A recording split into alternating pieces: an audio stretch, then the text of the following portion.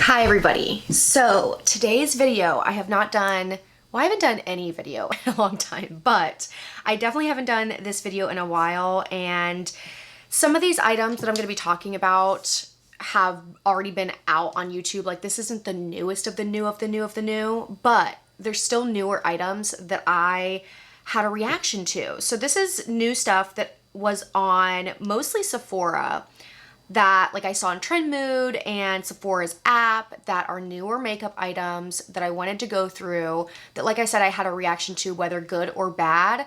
There are some items that I definitely want to buy, and there are some items that I'm like, no way, anti-haul, I'm not getting them. So let's just go through. Starting out with an item that I definitely just ordered online last night. So we're starting off strong. This is the newest Patrick Ta eyeshadow palette. I mean, looking at the colors, and if you know me at all, you're like, obviously she bought that. It is warm neutrals, everyday shades. Surprise, surprise. Do I have palettes that have almost all these shades in them? Obviously.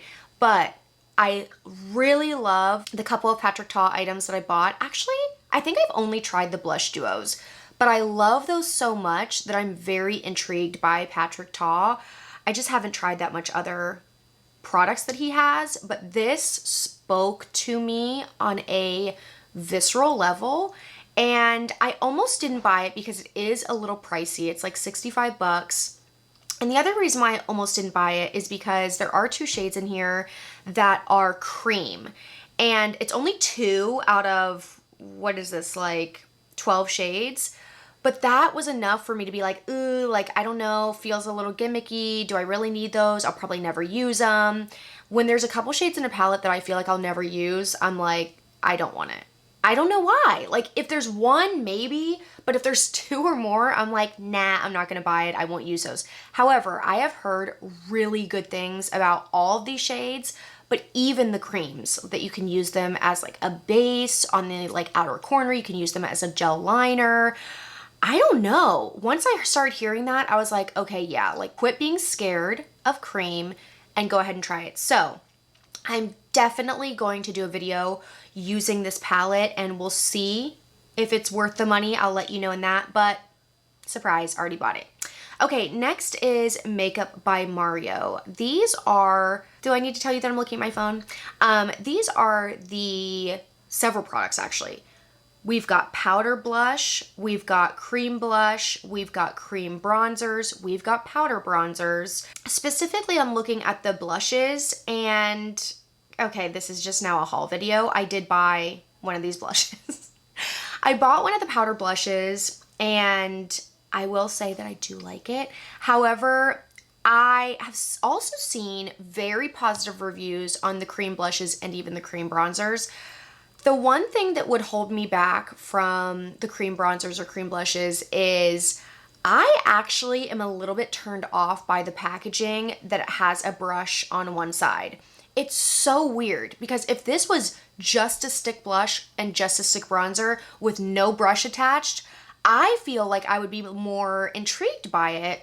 But seeing the brush on the other side, I'm like, oh yeah, I'm never gonna use that brush, so all of a sudden I don't want it. And that's so weird, because it's such a selling point for so many people to have that brush. The reason why I'm turned off by the brush is it's very short and stiff, and I just don't like using very stiff, dense brushes for my cream brushes. My cream products, I should say. I don't know. Something about that feels gimmicky in a way, even though it's not at all. Something about it, I just don't know what it is. The blush, however, I did get, I'll just show you. I got the shade Desert Rose. I don't have that many shades like this in my collection, believe it or not. It's a very like slightly mauve, deserty, dusty rose shade. I do really like it. The packaging is nicer than it looks. It's nicer in person than it looks. It looks just like cheap white plastic, but it actually is a little bit metally, and it does have a magnetic closure, and I'll show you the shade. It's a little powdery in there, you can tell, but not enough to where I would be concerned or be upset about it. It's very soft, and hopefully you can kind of see there. It's very similar to what I'm wearing on my cheeks right now. This is just more dusty. I'm wearing Melba from MAC on my cheeks right now, but I do like this, and I would definitely consider getting another shade. It's also kind of, at least the shade has like almost satinness to it. It's matte, but it has like a bit of satin. I don't know. I like it, but I am not going to buy any of the cream products unless in the next 6 months I hear people just like losing their mind over them. Then maybe I would, but right now, no. Okay, next is the newest Norvina palette from Anastasia Beverly Hills. My reaction when I saw this was, doesn't she already have a Norvina large purple palette? Am I wrong? I really think that she does. So maybe this one's just more bright, more like lilac. I am definitely less attracted to large palettes. Like, give me 12 to even 18 shades, and that's like my max. How many does this have? 5? I had to do math. I think this has 25 shades. What's 5 times 5? 25? I don't know. Maybe if the color story was more up my alley, I would be like, yeah, 25 shades sounds great. But I think the amount of shades and the fact that she already came out with a purple palette, and also I haven't heard good things about the Norvina formula. I hear that or at least the people I watch on YouTube, most people are saying, I really wish this was just the Anastasia formula, not this new weirder formula. So I'm confused and definitely not going to buy it. Okay, next is something I'm not going to buy. This is a new collection from Valentino. I don't know much about luxury brands for makeup and for like clothing and accessories and things. I guess I haven't had the money to dip my toes in that whole luxury world. Maybe a couple things here and there in my life, but I don't know. I tend to be a little skeptical about luxury brands coming out with makeup. Now, I feel like DIOR has been around with makeup for a little while. Now we've seen Chanel has been out for a while. Now we've seen Gucci coming out with stuff. Now we have Valentino. And I just go into these brands with like a side eye. Like, do you actually care about the quality of the makeup, or are you just a fancy label that people are going to buy because they want a fancy label? That's kind of my feeling initially looking at this collection of Valentino stuff. It looks like they have lipsticks, eyeliners or lip liners, I can't tell what that is, a light lasting perfecting foundation, maybe that's glowy, I don't know, it's called Very Valentino. And then there's also like this compact with a chain on it, as if someone's gonna wear that. I guess it's cute, but very gimmicky feeling. I don't know. I don't plan on buying absolutely any of this. I do tend, even though I would love to be a channel that's like, I buy the makeup first and I review it first for you, I still am a consumer that waits to hear about a lot of products unless it initially just catches my eye on its own. This is not. Next is from Natasha Denona, and these are the new Puff Paint Liquid Blush Serums. Now, if you have seen any of my recent videos, I have talked about a few cream products that I'm really liking. I actually even applied a couple cream blushes in my most recent video. Well, cream products, I should say. I don't know how I feel about a blush serum or a liquid product. Right now, cream is one thing, but liquid does scare me a little bit. My sister Morgan did just buy this tan shade, so I'm definitely gonna wait to hear from her to see what she says. But when I swatched them in store, the only shade that really would fit best for my skin tone was this more coral shade. And I don't know, right now I'm like, nah, like a little bit scared by the liquid, and no color yet to where I'm like, oh, okay, wow, that's different, I have to have it. So right now I'm gonna pass on these. These are like only 22 bucks, not that you get a ton of product, but I do think that's a pretty fair price. Moving on to a new lip treatment balm from Laneige. Am I the only one who saw this and was like, why are you coming out with a different lip treatment balm when you're already known for your other lip treatment balms? Or I guess this is a lip treatment balm and the other ones are lip masks. I'm not sure what makes this different. This does have an applicator with it. I don't know if anybody's going to use that. I guess it is definitely more hygienic than using your nail, but I'm still using my nail. I just don't understand what this is supposed to be different versus the other ones. The other ones are a lip mask, but I definitely wear those during the day, like the ones in the pot. I definitely can wear those during the day. They're light enough to where you can, and I actually enjoy them. So I'm not going to buy this. I really don't know why they're coming out with something different than what they already have. Okay, this I can actually give you a review on. This Huda Beauty Glowish Soft Radiance Bronzing Powder. When I took a screenshot of this, my intention was to say, guys, I think I want to buy this. Well, guess what? I bought it and I don't like it. The pigmentation on this is so light that you have to build and build and build and build and build. And I'm not down for that. Like, I don't need a product to have humongous amounts of pigment to where like you only dip in once and then it's scary. No, like I don't mind dipping in once or twice, twice or three times to a product, a powder bronzer specifically. But this was like I dipped in 5 times and I still didn't get enough pigment. I mean, I do like a lot of bronzer, probably compared to a lot of people, but this did not give it to me. Also, the packaging was kind of neat, but cheap feeling. And this is a $31 bronzer. So I can tell you right now, I bought it and I don't recommend it. Oh God, I cannot believe this. I screenshotted all these things like 2 weeks ago and I haven't looked at them since sitting down to do this video, and I'm like, this isn't turning out exactly how I thought it was, because this is another product that I bought and that I hate, okay? Okay, so the Fenty Beauty Bright Fix Eye Brightener. I got this in the shade Crepe, which is number 4. Is it crepe? Is it crepe? I actually really don't like this. I bought this because I wanted a concealer for everyday chill makeup. Like, looking at me right now, you can probably tell I don't do a lot of that. Even on a work day, I'm wearing makeup like this. Believe it or not, even though I'm wearing a mask, I still wear full coverage stuff. However, there are times where I'm just going to the gym and I do want to wear a little bit of makeup, or I'm running errands, or I'm riding around on the electric scooter, but going to lunch after, don't want to have no makeup on. Like, there's circumstances couple times a week where I want light, chill makeup, and this was going to be the concealer for those days. I wore it like 2 or 3 times is all, maybe seriously twice, and I just did not like it. Whether I applied it with a brush or whether I applied it with a sponge, I don't like how it sat under my eyes. It's not even that it wasn't enough coverage. It is light coverage, but again, for chill makeup, that's fine. Light coverage is all I really am looking for. I didn't like the texture of it, how it blended out mostly, and how it sat on my under eyes. So this is going to be returned. But sorry for another review product, but don't recommend, and wish I wouldn't have bought. Okay, here's a product that I actually do. I do want this. I'm attracted to this, but I don't think I'm going to buy it because of the price. This is the Chantecaille Capucine Lip Chic.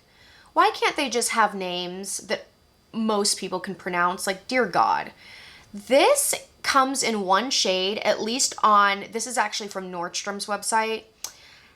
It looks like it comes in one shade, but damn, am I attracted to this shade. It is in stunning bright orange packaging. As you can see, the shade is like a coral orange. Based off the packaging, like that should tell me anything, but based off the packaging, it looks like it would be like a sheer-ish, balmy, glossy product. All of that sounds stunning to me, but this one product is $48. So I would like to swatch this at least, and maybe if I was like nuts and felt like I should reward myself for, I don't know, waking up, I feel like I would end up buying this. But $48 is just is nuts. It's real insane. So I'm gonna say I'm not gonna buy this, but wow, isn't this pretty? Okay, a couple more products here. The Lawless, the One and Done Volumizing Mascara. This could be a great mascara. I don't know. I'm not going to buy it. I'm not going to try it. Why I had a reaction for this mascara was the type of wand. I really need to do a video that is basically going to be called, "Hey makeup companies, please stop doing this."